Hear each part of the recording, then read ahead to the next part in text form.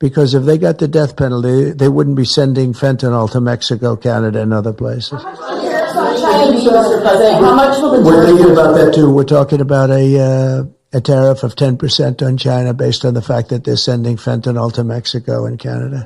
How soon on those tariffs? Probably February 1st is the date we're looking at.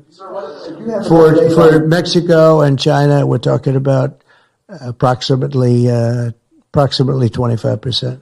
Date on the Gaza. We're thinking about going to the Middle East, not yet. We have a thing called the hostages are coming back going on right now, and they are coming back. Some of them have been very damaged. You look at the young lady with her hand practically blown off. You know how that happened, right? Did you know how that happened? When you find out, you're not going to be too happy because it was terrible. But the hostages are starting to come back. If I weren't here, they wouldn't be back ever. They would have never come back. They would have all died.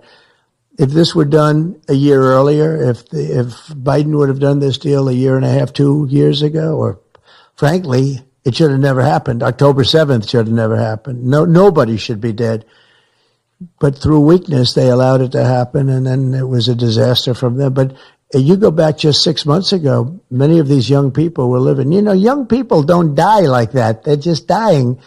And young people aren't dying at 22 and 23 years old. They don't die. But now they're dying, and you wonder why they're dying. They're being killed, and they have been killed. But they say 6 months ago you would have had 11 more living hostages. Think of that. 6 months ago.